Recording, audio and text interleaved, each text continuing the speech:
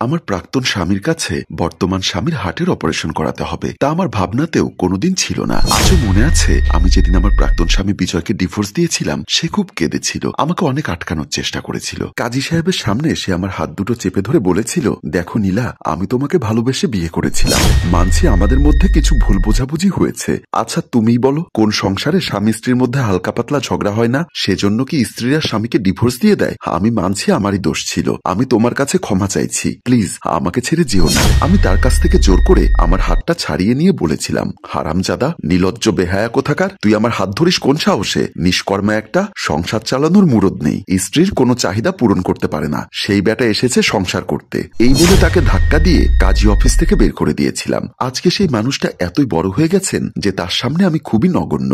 সে যদি আমাকে ফিরিয়ে দেয় তাহলে হয়তো আমার স্বামী আর এই দুনিয়ার আলো দেখতে পারবে না। তার চেম্বারের বাইরে বসে আছে আমি অনেকক্ষণ ধরেই, চোখে মুখে অন্ধকার যেন নেমে এসেছে। পুরো কথাগুলো একে একে করে সব মনে পড়ছে, কিভাবে কিভাবে এতগুলো দিন কেটে গেল। আমি শুধু সিলেট থেকে আজকে প্রায় 10 বছর ঢাকা এসেছি শুধুমাত্র আমার বর্তমান স্বামী সোহেলের চিকিৎসা করানোর জন্য। আজকে আমার টাকাও আমাকে কোন রকম সাহায্য করতে পারবে না। বিজয় ছাড়া আর কেউ এতটা কাবিল ডাক্তার নেই যে কিনা এই অপারেশনটা সাকসেসফুলি হ্যান্ডেল করতে পারবে, কারণ এই অপারেশনে সোহেলের বাঁচার সুযোগ মাত্র 1%। আর এই ক্ষেত্রে আমি চাই বেস্ট ডাক্তারের কাছেই তার ট্রিটমেন্ট করাবো। বিজয় আমেরিকা থেকে এসেছে মাত্র কয়েকদিনের জন্য, তাও তাকে হায়ার করে আনা হয়েছে শুধুমাত্র বিশিষ্ট কিছু পেশেন্ট দেখার জন্য। সোহেলের বাবা মানে আমার শাশুড়ির কারণে আমিও সিরিয়ালটা সহসা পেয়ে গেলাম। যদিও আমার এক খালাতো বোন তার ঠিকানা আমাকে দিয়ে বলেছিল এ সময় অন্য কোনো দেশে গেলেও বিজয়ের থেকে ভালো ডাক্তার পাওয়া সম্ভব নয়, আর সোহেলের ডাক্তাররাও তাই বলেছিল। সে সময় আমি ঘুণাক্ষরেও জানতাম না এই বিজয় সেই বিজয় যে কিনা আমার প্রাক্তন স্বামী। আজকে ভয় হচ্ছে খুব, আমার পাপের সাজা যদি আমার সোহেলের পাওয়া লাগে তাহলে আমি কি করে বাঁচবো?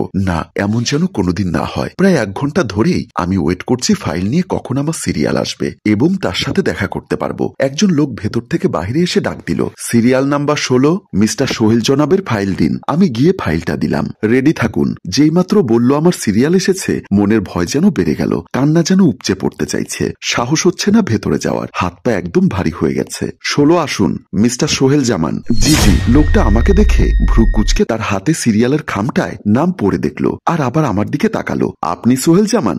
না, আমি ওনার স্ত্রী, সেই হসপিটালের 4th তলায় ভর্তি আছেন, তার রিপোর্ট দেখাতে এসেছি। আসুন ম্যাম। আমি ভেতরে গেলাম, দেখলাম বিজয় টেবিলে বসে আছেন, মাথা নিচু করে ফাইল পড়ছে, আর তার দুই পাশে দুজন ডাক্তার দাঁড়িয়ে আছেন।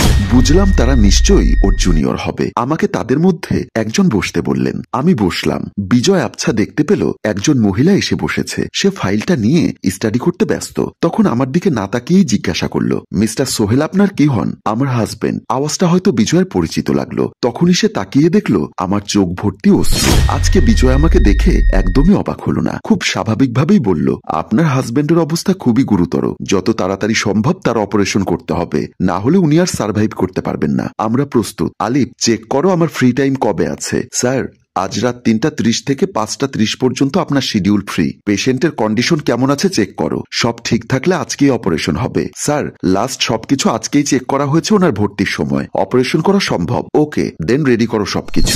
বিজয়ের কথাগুলো শুনে আমি খুব অবাক হচ্ছি। রাতে সে জেগে থাকবে, কিন্তু সে তো খুব ঘুম কাতুরে ছিল, সব সময় রাত 10টার মধ্যে ঘুম দিত আর উঠত সকালে 6টা-7টায়। তাহলে আজকে কিভাবে জাগবে রাত? নাকি সে অপারেশন করবে না বলে এমন করছে? সে কি আমার উপরে রিভেঞ্জ নিবে? আমি না পেরে তাকে জিজ্ঞাসা করে ফেললাম, আজকেই তুমি অপারেশন করবে তো? তখন খুব দৃঢ়তার সাথে, ওর ভাবগম্ভীর্যের সাথে সে আমাকে উল্টা প্রশ্ন করলো, আমার যোগ্যতার উপরে কি আপনার সন্দেহ আছে? না, কিন্তু। বিজয় আমাকে আর কিছু বলতে না দিয়ে একটু পরের অপারেশন নিয়ে বলতে শুরু করে দিল অন্য ডাক্তারের সাথে। আমি আর কিছু না বলে বের হয়ে এলাম তার কেবিন থেকে। বের হয়ে পর্দার অপর পাশ থেকে একবার তাকে দেখলাম, তারপর আমাদের কেবিনে চলে এলাম। কেবিনে এসে দেখি সোহেল এখনো ঘুমোচ্ছে। আমি তার পাশে বসে ভাবতে লাগলাম, বিজয় আগের থেকে কতটা বদলে গেছে, কথা কতটা গম্ভীর্যের সাথে বলে এখন। দেখতে আগের চেয়েও সুন্দর হয়ে গেছে ও। এতটা সাকসেস, এতটা সম্মান আজকে তার কাছে কেমন যেন নিজেকে খুব বেশি ছোট মনে হতে শুরু করলো। এমন আগে কোনোদিনও লাগেনি। এতটা কষ্ট কেন অনুভব করছি জানি না। মনের মাঝে একটা শূন্যতা ভালোভাবে বিরাজ করছে, একটা হাহাকার কাজ করছে। আমি আমার সোহেলের হাতটা ধরলাম খুব শক্ত করে। আজকে দোয়া করা ছাড়া আল্লাহর কাছে আর কোনো উপায় নেই আমার। জানি না বিজয় আমার প্রতিশোধ নিতে চাইবে কিনা। আমি আজকে কিছুই জানি না। আপাতত বাসায় ফোন করে জানিয়ে দেই। এই ভেবে মোবাইলটা হাতে নিয়ে বাসায় ফোন দিলাম, জানিয়ে দিলাম আজই অপারেশন হবে। আমার বাবা মা আসতে পারল না, কিন্তু সোহেলের মা, বাবা, বোন সবাই প্রায় 2 ঘন্টার মধ্যে চলে এলেন। আমার ননদ সোহেলের প্রয়োজনীয় সকল জিনিসপত্র নিয়ে এসেছে। আমি কেবিনের বাইরের বেলকনিতে দাঁড়িয়ে ভাবছি, আমার বর্তমান স্বামী এবং আমার শ্বশুর শাশুড়ি কেউই জানে না বিজয় যে আমার প্রাক্তন স্বামী। আর আজকে বিজয় আমার সাথে যেমন অচেনা ব্যবহার করেছে, তার প্রেক্ষিতে আমি এইটুকু নিশ্চিত হলাম যে হয়তো সেও বলবে না এই জিনিসটা, বা আমাকে তার প্রাক্তন বলতে সেও লজ্জিত। তাই হয়তোবা আমি এসব ভাবতে ভাবতে কখন 3টা বেজে গেছে তার খেয়ালই ছিল না। আমার ননদের কথায় খেয়াল এলো। ভাবি, আমি আর মা নফল নামাজ পড়ে নিয়েছি, তুমি চাইলে পড়ে নাও। আর ভাইয়াকে ওনারা নিতে এসেছেন, আমি সাথে যাচ্ছি, আর বাকি সব ফর্মালিটিস পূরণ করে আসছি। ঠিক আছে, যাও। এই বলে আমিও বেলকনি থেকে কেবিনে প্রবেশ করলাম সোহেলকে রেডি করে দেওয়ার জন্য। আমি নামাজ শেষ করে আল্লাহর কাছে মোনাজাত করে বলতে লাগলাম, হে আল্লাহ, আমি জানি আমি অনেক বড় পাপী, তারপরও যদি জীবনে কখনো তিল পরিমাণ পুণ্য করে থাকি, সেই ওসিলাই হলেও তুমি আমার স্বামীকে সুস্থ করে দাও। আল্লাহর কাছে ফরিয়াদ শেষ করে জায়নামাজ গুছিয়ে ওটির উদ্দেশ্যে রওনা হলাম। ওটির বাহিরে গিয়ে দাঁড়াতেই দেখি আমার শ্বশুর শাশুড়ি সেখানে অপেক্ষা করছে।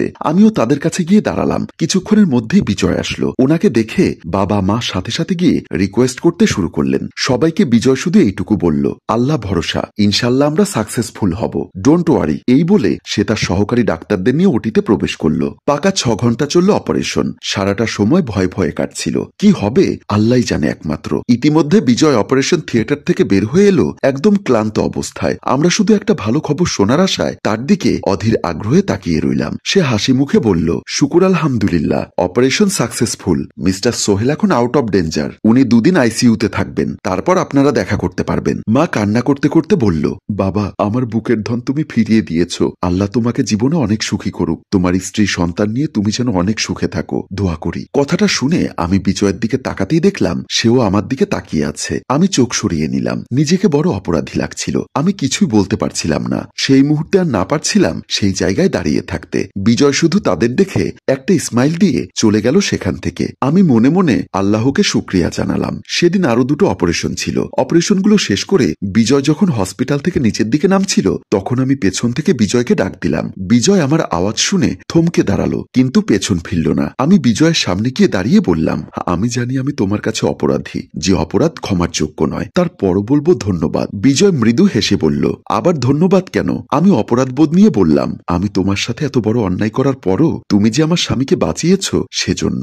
বিজয় আবার হেসে বললেন, পার্সোনাল লাইফ আর প্রফেশন এক নয়। আমি দুটোকে সবসময় আলাদা চোখে দেখেছি, তাই হয়তো তোমার সাথে আমার সংসার করা হলো না, আসি। এই বলে বিজয় চলে গেল। আমি তার গমন পথের দিকে তাকিয়ে রইলাম। দর্শক, আমাদের গল্পটা যদি ভালো লেগে থাকে তাহলে লাইক, কমেন্ট ও শেয়ার করে আমাদের সাথেই থাকুন। ধন্যবাদ সবাইকে। গল্পটির রচনা ও পরিচালনায় রেজাউল কবির চৌধুরী, প্রযোজনায় এফ এ নয়ন চৌধুরী।